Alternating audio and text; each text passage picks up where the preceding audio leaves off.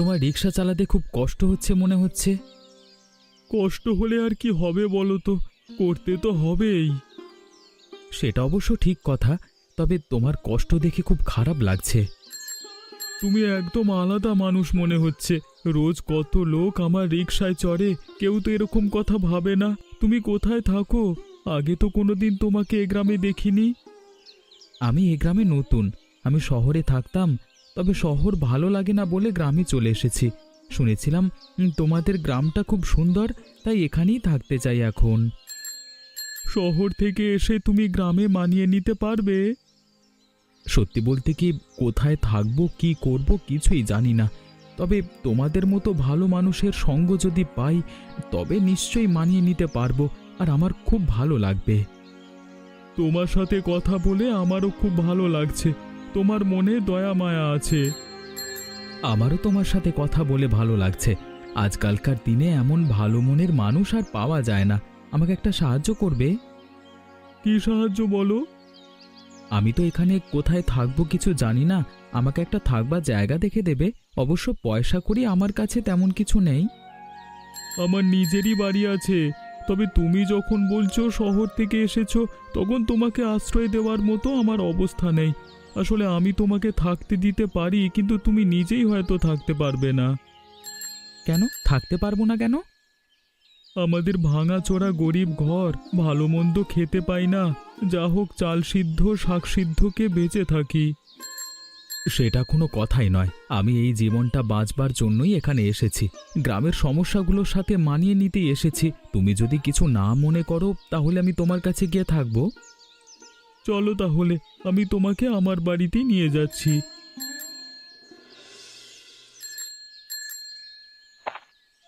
এই যে এসে গেছি।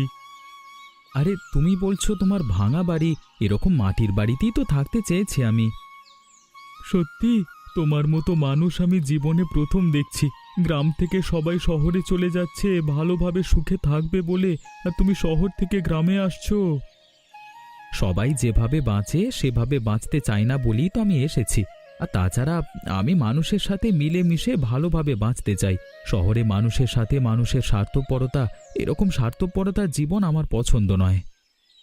তুমি খুব ভালো মনের মানুষ, তবে এত ভালো বলেই হয়তো গ্রামের মানুষ তোমাকে ভুল বুঝতে পারে। একটু সাবধানে থেকো। তুমি তো আছো, আমার চিন্তা কি? এখন থেকে তুমি আমার বন্ধু। আসলে কি জানো তো, আমি খুব গরিব মানুষ।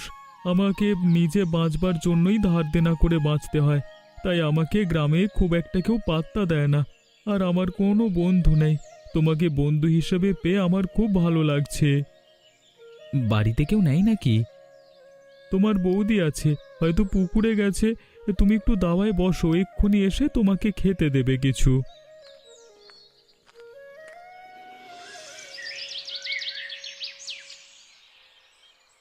কি হয়েছে? এরকম মুখ খালি করে আছো কেন? এমনিতেই আমাদের সংসার চলে না, তার উপর এরকম একটা ভালো মানুষকে নিয়ে এসেছো, তাকে কি না খাইয়ে রাখবে? উফ, তুমি একটু আসতে বলো, শুনতে পেয়ে গেলে খারাপ ভাববে। আমি কি করব বলো তো? তুমি সংসারে টাকা দিতে পারো না, সব দায়িত্ব আমার উপর, আমি কি করে চালাবো? আসলে তুমি তো জানো শরীরটা একদম সাথ দেয় না। রিক্সা চালানোর মতো খাটুনির কাজ আর এই শরীরে হয় না। শরীরটা বড্ড তাড়াতাড়ি আমার ভেঙে পড়েছে গো।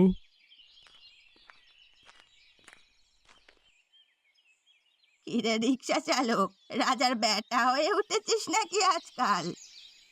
কেন, কিছু করেছি বুড়িমা? কিছু অপরাধ হয়েছে?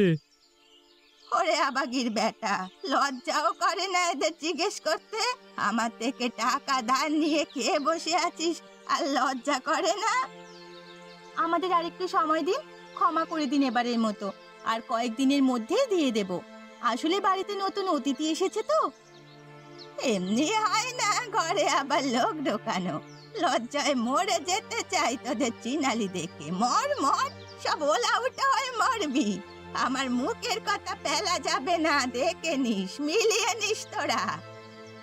আমি তোমার পায়ে পড়ছি বুড়িমা, এরকম খারাপ খারাপ কথা বলো না। ভর সন্ধ্যাবেলায় গৃহস্থীর বাড়িতে দাঁড়িয়ে বলছো এসব, তাতে খারাপ হবে।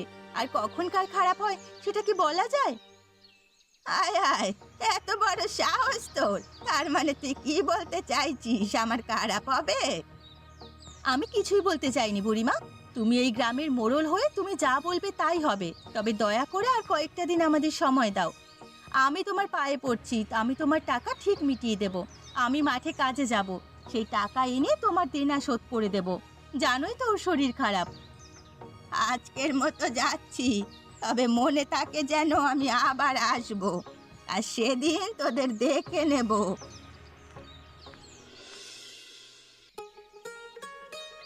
তুমি কি চাও বলো তো? এতদিন হয়ে গেল এই গ্রামে আমার তোমার সাথে পরিচয় হয়ে গেল বেশ কিছুদিন, তুমি কি এখনো বোঝোনি আমি কি চাই?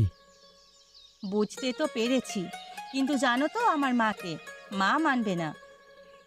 মানানোর দায়িত্ব আমার, তুমি কিচ্ছু চিন্তা করো না। তুমি চেনো না, মায়ের হাতে যা ক্ষমতা আছে তাতে এই গ্রামে যে কোনো কাউকেই মেরে ফেলতে পারে। আমি তোমাকে ভালোবাসি, আর ভালোবাসার কোনো ভয় থাকে না। ভালো, আমিও তোমাকে বাসি, আর সেজন্যই তোমার জন্য বড় চিন্তা হয়। কোনো কথা ভেবো না, কিচ্ছু চিন্তা করো না, সব ঠিক হয়ে যাবে। লোকের জীবনে কত বড় বড় সমস্যার সমাধান হয়ে যাচ্ছে, আর আমাদের বিয়ে হবে না? একটা সত্যি কথা বলবো? হ্যাঁ বলো। আমি তোমাকে ছাড়া বাঁচবো না। খুব কষ্ট হয় আমার তোমাকে ছাড়া থাকতে।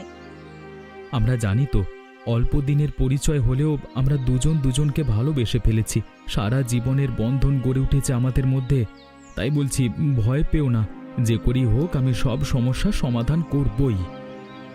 যা জানো তো তুমি খুব ভালো, আর এরকমটা একটা ভালো মানুষকে আমি মনে প্রাণে চাইছিলাম।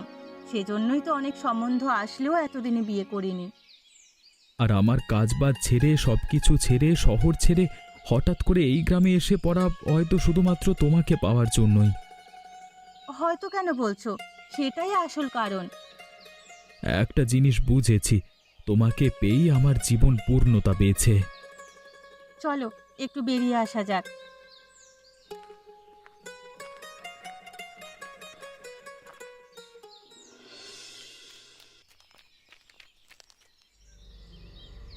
একটা বিশেষ খবর দেওয়ার ছিল বুড়িমা। কি হলো রতন, তুই এরকম হাত পাচ্ছিস কেন? ভয়ানক খবর আছে বুড়িমা, এত বড় খবর যে আপনিও চমকে যাবেন। কিরকম? আজকাল গ্রামের লোকের এত বড় সাহস হয়েছে যে খাল কেটে কুমির আনছে, আর সেই কুমির সুযোগ বুঝে যাকে নয় তাকে কামড় বসাচ্ছে, মানে আর আপনার ঘাড়েও কামড় বসাচ্ছে। কি বলছিস তুই? আমার উপরে কামড় বসায় এরকম কোন কুমিরের সাহস হয়েছে এখনো পর্যন্ত? হয়েছে বুড়িমা হয়েছে, আপনি যাকে টাকা ধার দিয়ে রেখেছেন অতগুলো, সেই গোপাল যে শয়তানটাকে বাড়িতে আশ্রয় দিয়েছে, তার সাথে দেখলাম আপনার মেয়ে নদীর ধারে কী সব গল্প টল্প করছে। কি বললি? তোর এত বড় সাহস, তুই এরকম কথা বলিস? তুই জানিস যদি এ খবর মিথ্যে হয় তোর জিভ আমি টেনে ছিঁড়ে নেব। আমাকে দেখে মনে হচ্ছে বুড়িমা আমি মিথ্যে কথা বলছি? যদি মিথ্যে কথা বলতাম তাহলে এরকম ছুটতে ছুটতে আপনার কাছে আসতাম না। আমি নিজের চোখে সব কিছু দেখে আসছি। প্রথমে তো দেখে আমার চোখ কি বিশ্বাস হচ্ছিল না। ওই কুলাঙ্গার শয়তান বহিরাগত পলাশ আমার মেয়ের সাথে সম্বন্ধ করছে? কি ভেবেছে আমার মেয়েকে পটিয়ে আমার সম্পত্তি হাত করে বড়লোক হবে? হতে পারে এটা গোপালের চাল, পলাশকে দিদিমণির পেছনে লেলিয়ে দিয়ে এখন আপনার সব সম্পত্তি হাত করতে চাইছে। তাতে ওর নিজের ধারটাও মুকুব হয়ে যাবে, আর আপনার বদলে ও হয়ে উঠবে এই গ্রামের মাতব্বর। আমি হচ্ছি মাতব্বর? আমাকে তো চেনে না, একেবারে গোষ্ঠী শেষ করে দেব। যা করবার হবে আমাকে বলবেন, আপনি চিন্তা করবেন না, সব কাজ হয়ে যাবে। ঠিক আছে, তুই এখন যা, আমাকে একটু চিন্তা ভাবনা করতে দে।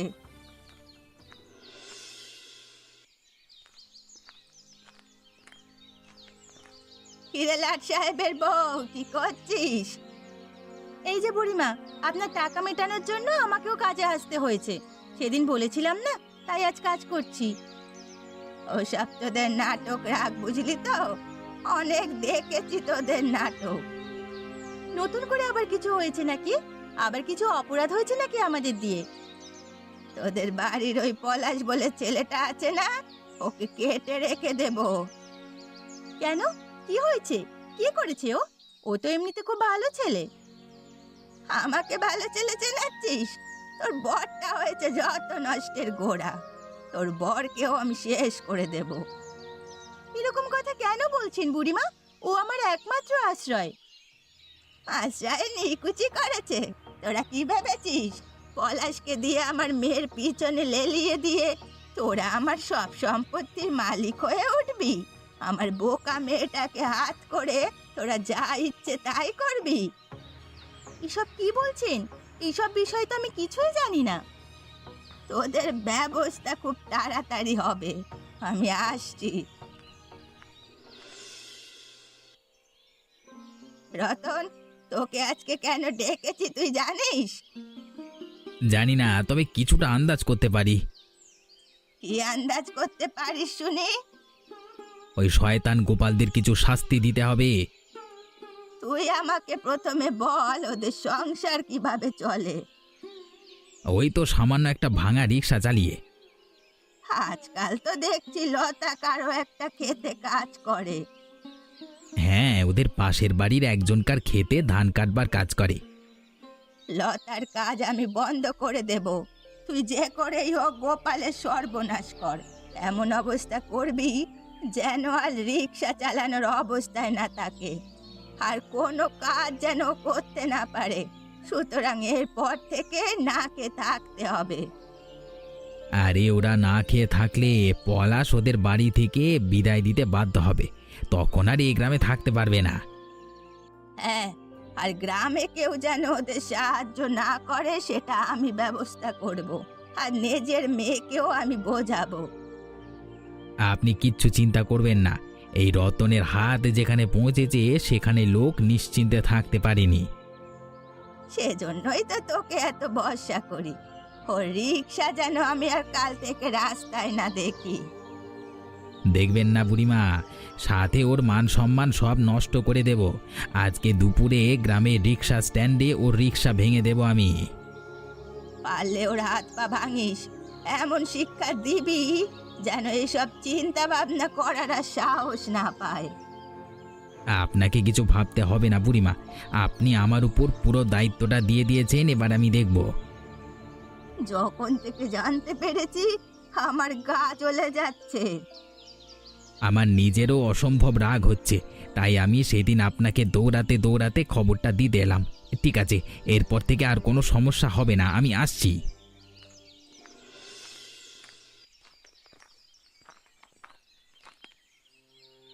কি রে গোপাল, আজকে বহুত কামিয়েছিস বল।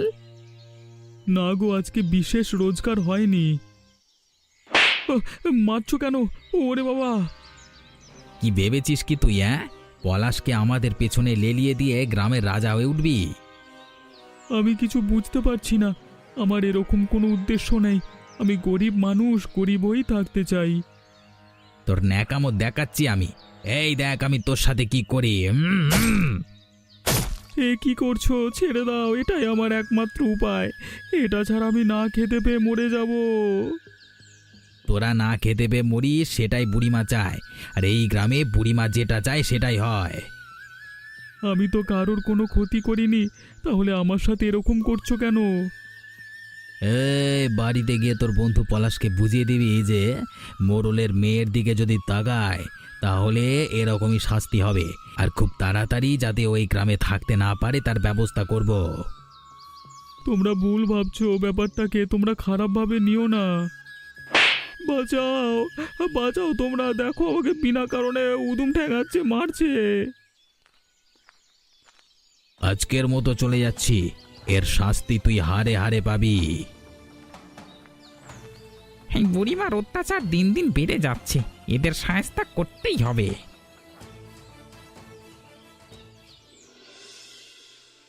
কি হলো? এতদিন পরে দেখা হলো, কথা বলছো না কেন? তোমার সাথে কথা বলতে ইচ্ছে করছে না তাই? কেন, কি হয়েছে? আমি কি অপরাধ করেছি?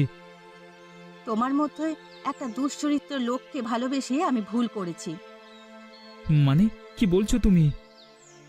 মায়ের কাছ থেকে আমি জানতে পেরেছি তুমি অনেক অপরাধ করে এখানে পালিয়ে এসেছো শহর থেকে, যাতে তোমাকে কেউ ধরতে না পারে। তোমার চিটিংবাজি আমি সব জেনে গেছি। তুমি এখন আমার জীবন শেষ করতে চাও। এসব উল্টোপাল্টা কথা তোমাকে কে বলেছে? উল্টোপাল্টা নয়, সত্যি কথা। তাই আমি তোমার সাথে আর সম্পর্ক রাখতে চাই না। দেখো, আমার মনে হচ্ছে এসব কিছুর পেছনে কোনো একটা গুরুতর ছলনা আছে।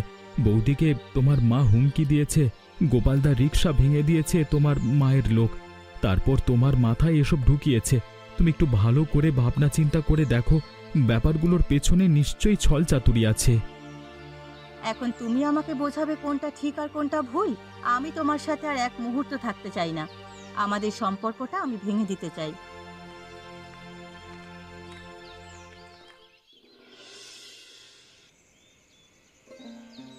কি হয়েছে পলাশ, তোকে এরকম লাগছে কেন? আমি বেশ বুঝতে পারছি এ সব কিছুর পেছনে বুড়িমা আছে। আমাদের ব্যাপারটা জানতে পেরে গেছে, তাই সবকিছু ঘটাচ্ছে। তুই এত দেরিতে বুঝলি রে? আমি তো আগেই বুঝে গেছি। নীলিমার কানে বিষ ঢেলে আমার থেকে দূরে করতে চাইছে। আজও স্পষ্ট করে বলে দিয়েছে যে আমার সাথে কোনো সম্পর্ক রাখতে চায় না। আমি নাকি অনেক বাজে বাজে কাজ করে এখানে পালিয়ে এসেছি ভয়ে। ওরা আমাদের উপর অত্যাচার করছে এই কারণে যে তুই যাতে এখানে থাকতে না পারিস। যে করি হোক, আমাদের প্রতিরোধ করতে হবে, কিন্তু উপায় কি? একটা উপায় আছে। কি উপায় গো? আজকে যখন আমাকে মারধর করছিল তখন দেখলাম গ্রামের লোকজন রিক্সা স্ট্যান্ডে ভয়ানক রেগে গেছিল। ওরা যদি ঘিরে না আসতো তাহলে রতন হয়তো আরও মারতো আমাকে, শুধুমাত্র রিক্সা ভেঙে শান্ত হতো না। এটা তো ভালো লক্ষণ যে গ্রামের লোক আর সহ্য করতে পারছে না। ঠিক এই জায়গাটাই কাজে লাগাতে হবে আমাদের। আমরা গোপনে গ্রামের লোকেদের রাগিয়ে তুলব। তারপর গ্রামের লোকেরা যখন আর বুড়িমাকে মানতে চাইবে না, ওই মোড়লের ক্ষমতা আর যখন পছন্দ করবে না, তখন ওর উচিত শাস্তি হবে। তাহলে চলো, কালকে থেকে ওই কাজে লেগে পড়া যাক। যতক্ষণ না উচিত শাস্তি দিচ্ছি ততক্ষণ বিপদ কাটবে না। বুড়িমা, বাইরের লোকজন যেরকম ক্ষেপে আছে তাতে মনে হচ্ছে এক্ষুনি ঘরে আক্রমণ করবে। ওরা অত রেগে গেল কেন? ওরা আর মানতে চাইছে না আমাদের রাজত্ব, মানে আপনার রাজত্ব। কি চায় ওরা? আপনাকে ক্ষমতা থেকে সরাতে। হঠাৎ করে এমন হলো কেন? আগে তো ওরা আমার বেশ ভালোই অনুগত ছিল। আমি যখন গোপালকে মারছিলাম তখন সবাই আমাকে ধরে মারতে আসছিল, তাই আমি ভয়ে পালিয়ে এসেছি। কি বলছিস কি? আগেও তো তুই অনেক মারধর করেছিস, তখন তো এরকম হয়নি। আগের ব্যাপারটা আলাদা ছিল আর এখন ব্যাপারটা আলাদা। এখন সবাই গোপাল আর পলাশকে বেশি ভালোবাসে। হায় রে, এই ক্ষমতাটাই ছিল আমার একমাত্র ভালো থাকার কারণ। আর এই ক্ষমতা একদিন চলে যাবে আমি ভাবতে পারিনি। এখন মনে হচ্ছে ক্ষমতার অপব্যবহার করে ভুল করেছি। আমার শরীরটা কেমন লাগছে। কি হয়েছে বুড়িমা? বাইরে গিয়ে বলে দে আমার শরীর খারাপ। শরীর ভালো হলে সবার সাথে কথা বলবো।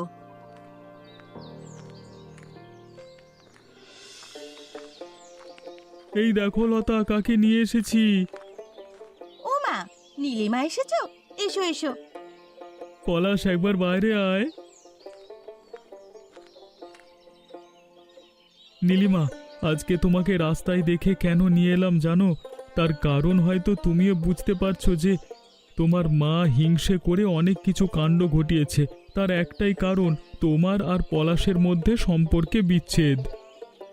আমি তো এই কথাটাই ওকে বোঝাবার চেষ্টা করলাম সেদিন, কিন্তু বোঝাতে পারিনি। আমি যতদূর খবর পেয়েছি তোমার মায়ের শরীর খারাপ।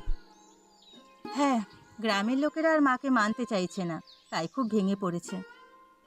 তার কারণ তুমি জানো? কি কারণ?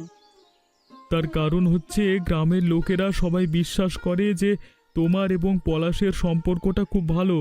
সাথে সবাই বুঝে গেছে যে তোমার মা বিনা কারণে তোমাদের মধ্যে ঝামেলা পাকাচ্ছে আর আমাদের বিপদে ফেলছে, সেই জন্য আর কেউ মানতে চাইছে না।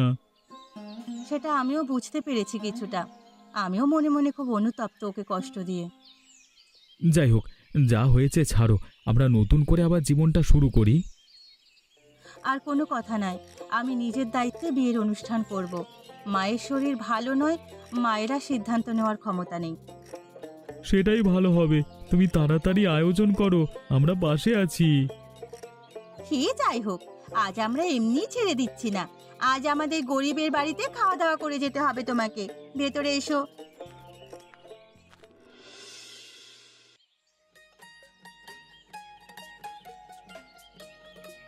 প্রথমে যখন পলাশ আমাদের বাড়িতে এলো, সারাক্ষণ শুধু মনে হতো ওকে ভালো মন্দ কিছু খেতে দিতে পারছি না। আসলে আমরা গরিব তো, কিন্তু আজ পলাশকে আনন্দ করে খেতে দেখে মনটা ভরে গেছে।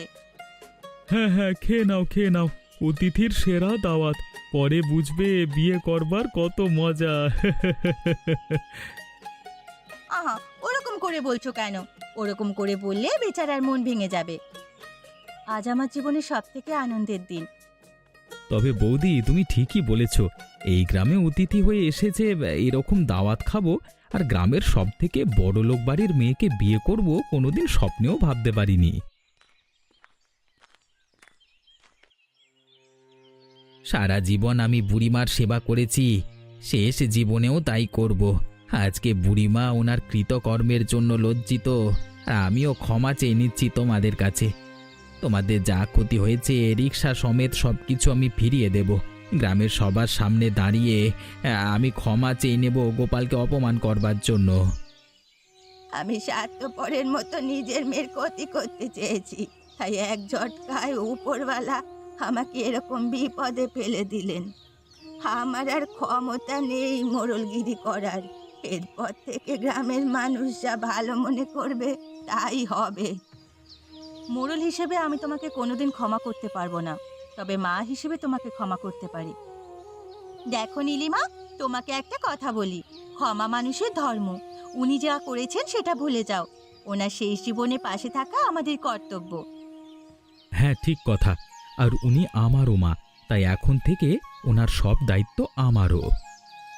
সবার কপাল মনে হয় আমার মতো ভালো হয় না। এত পাপ করার পরেও আমাকে তোরা এত ভালোবেসেছিস। দয়া করে তোমরা আমার মতো খারাপ চক্রান্ত করো না। আর তোমরা আমার চ্যানেলটা সাবস্ক্রাইব করে দিও।